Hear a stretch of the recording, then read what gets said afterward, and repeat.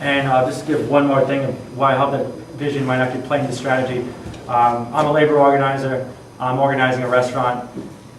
What unions might normally do is say the back of the house. This is also where the analysis comes in.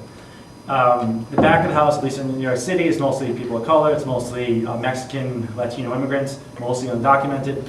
They get the shittiest work, they get the lowest pay, they get treated the worst. Now, a union might come in and recognize all those things and then say, okay, we're going to raise the wages, we're going to give you respect on the job, and you're going to be valued for being a dishwasher. Okay, good, I would totally be for that. But what if we went in with our recognizing that there's not only a division of labor, that some people get the worst work, but that's a racialized division of labor. Why is it that it's only undocumented Mexican and Latino workers that are doing that? Why is the front of the house like me, I'm Irish and Italian, why am I able to be a waiter? And it's across the board. And so we would go and not only attack to give people better wages and more respect and control of their job, but there's nothing in labor law, there's nothing in constitutional law that prevents a union fighting for breaking down the racialized division of labor. Which may be saying, let's get programs for them to be able to advance into more front-of-the-house positions. Why couldn't I go and wash some dishes for the same pay that I had as a waiter? So there's lots of things we think about. So the analysis and then the vision of we want a world that has a division of labor that's broken down, that's not based on white supremacy, and that can kind of inform our strategy. And then, just real quick, other spheres of life, you can see, like a political system, we want a system based on kind of neighborhood assemblies, neighborhood councils, where people are based in their communities, and then have some type of federated system that goes up. We can envision in the community sphere, where society actually gives communities either defined by ethnicity or religion, the actual material resources that will be able to reproduce their culture in the community, as well as say we have a media system, we might have, say, that depending on the proportion of the population, you get a certain control of your own news stations. One that tolerates diversity without being blind to it, but that one also gives people the ability to leave communities. Like, I was born Catholic, I got out of there a long time ago. But some people might want to stay Catholic. Hopefully it's a new Catholic church during the Revolution. But one that's more along the lines of South American, like maybe liberation theology.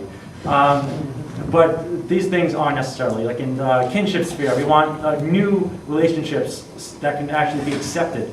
Like especially around our generation, we're experimenting with stuff like polyamory and other things, but that still isn't socially acceptable as a norm on the whole. Multiple,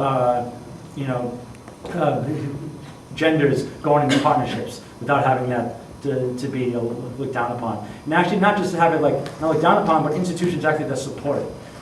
It's supporting the community, it's supporting education systems. And an international sphere where it's based on, if we're doing trade with another country, that if we're the richer nation, that the way there should be based on is that the poorer nation gets the benefit of the trade, and then we get a little bit less. And of course, ecology, somewhere where we actually have a relationship with the earth that takes it into account, that it's not just there for our taking, and that we actually have to, have a real, we're humans, it's the earth, we can live together, we should have something, that's saying, why can't we all just get along? Well, I think we should include the earth within all that. And we can't do that, though, if we don't have an economic system that can take into account decisions that we control and not private interests. We can't do that if we don't have a political system that can do the same thing. So we see how they're all interconnected, and that we need a revolution in all the spheres, but it's actually one totality of society. Yeah, and so based on that analysis and based on that vision, we also need a strategy, right?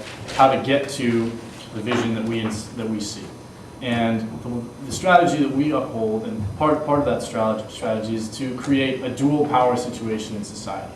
And that's a necessarily unstable situation, and so once that's created, we need to be able to implement the new society that we want. But the way that we get there, and this is what we hold, is that you create both counter and alternative institutions within society. So alternative institutions, we've been talking about this a lot over the last couple of days, are fairly popular. That especially on the left, you have a tendency to create collectives, whether it's a coffee collective or collective bookstore. That's an example of an alternative institution. It's something that you could imagine existing in a better society, and it's a way for people in the current society to sort of experience what they think would be a better world. And we see total necessity in that, because if you're going to have a new society, you need to build that infrastructure. And part of that is to create these alternative institutions. But also, and this necessarily goes in hand with the building of those alternative institutions, and this might be what's new in our vision and our strategy, is to create counter-institutions. That we need to have institutions, whether it's unions, revolutionary organizations like OFS, that are challenging the power of the institutions that already exist in coordination with the alternative institutions that others are creating.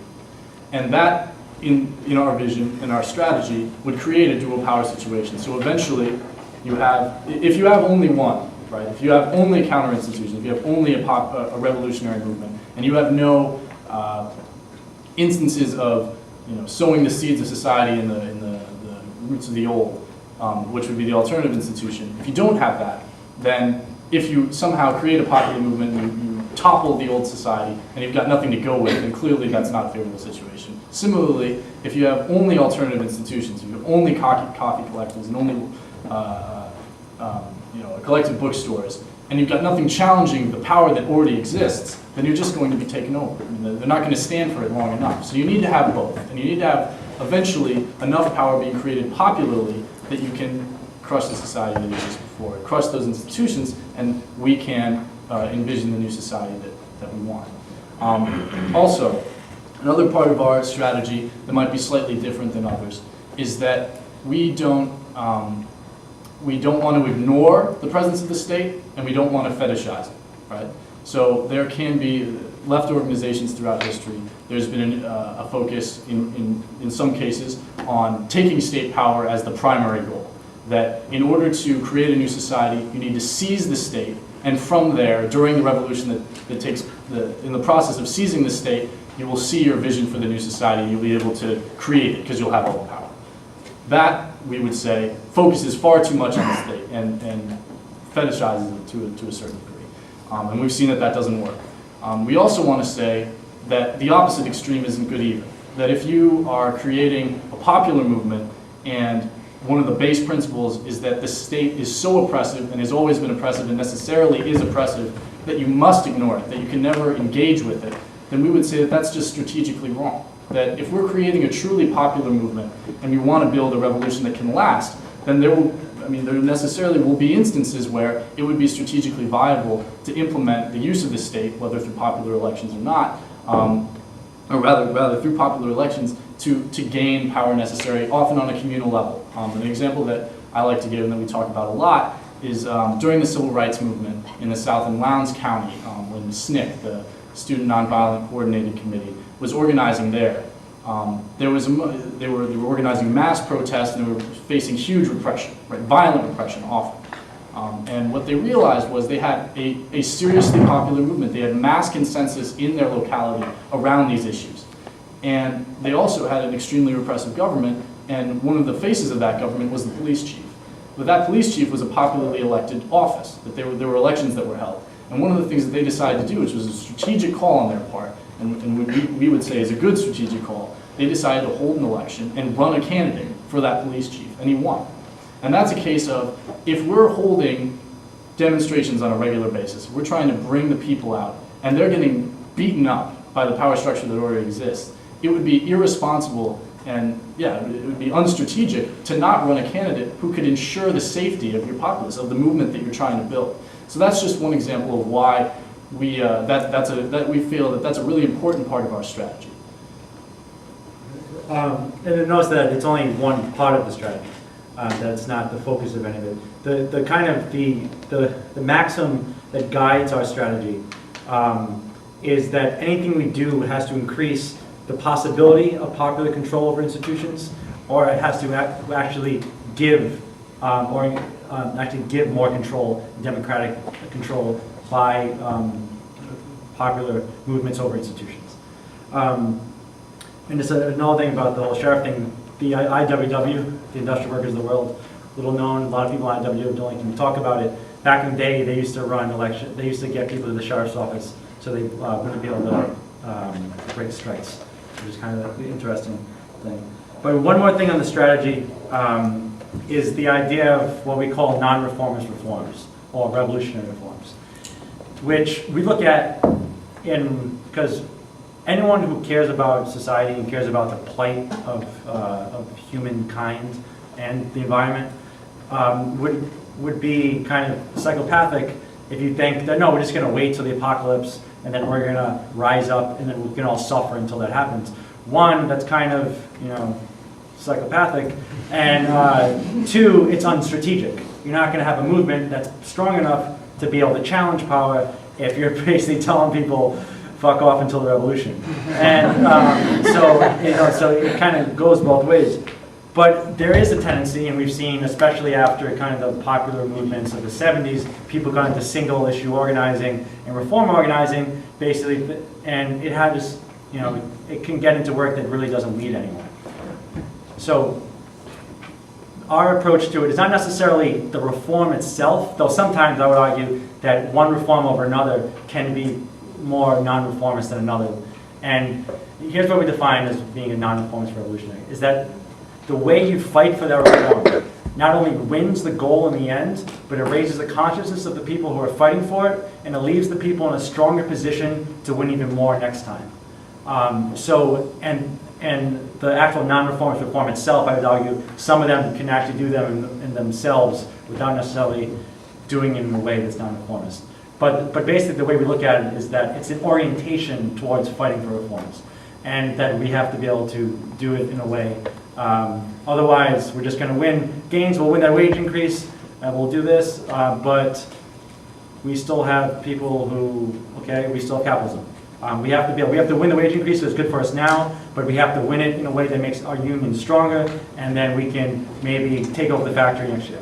Or we have to maybe even fight for marriage equality now because it puts us on even ground, but realize that maybe the institution of marriage as it stands now isn't the best for everyone, and it leaves us in a position to be at least be on equal footing to go for the next one. And we do it in a way that doesn't alienate our base while we're doing it. It raises the consciousness. We can't just be like going to the union, capitalism sucks, let's win the wage increase. But they're doing it in a strategic way. Maybe in the unions do popular education. We can be dynamic. There's a lot of black and white where we can't talk about this. No, we have to talk about this. Why can't we fight for the wage increase and then in our minds know it's not enough? But a lot of people put a line at that and say that we have to be one or the other, and to me it doesn't make sense. So one more thing about the alternatives: if we just had coffee shops and bookstores, it'd be over caffeinated and highly educated, which might not be a bad thing. But so I guess we'll just go we think the role of revolutionary organization, the role of OFS, and then we'll wrap up the discussion because I think that'll be the best part. So the role of what we see of our organization is we are not the movement, we are not a movement, we are an organization that's part of the movement that is dedicated to building a movement, and we feel that the need for an organization like ours is that there will always be social movements. There will always be people that will be fighting for justice, that people who will want to fight for better lives, but they don't necessarily automatically, spontaneously turn into movements that are going to challenge overall structures. So we think that having people who have a certain analysis, a strategic outlook involved in these movements can help not only build the movements for the sake of themselves, because they're important, but even besides the revolutionary groups, but help them and also learn. It's a dialectical process, as they used to say. And learn from them and also be able to teach other groups how to do it in a way that might be more strategic, that might raise our expectations of what we're doing, try to make not only a labor movement that's fighting for social democratic reforms, but a labor movement that's fighting for the overthrowing of capitalism. Or a labor movement that's fighting for the overthrowing of patriarchy, because it won't, I would argue, this is all thing about the intersection, especially with a lot of the workforce being, is not largely women, it's largely women of color. Not only is it immoral not to fight for stuff like that, but it's strategically wrong. You won't even get people you won't have a union movement that will be strong.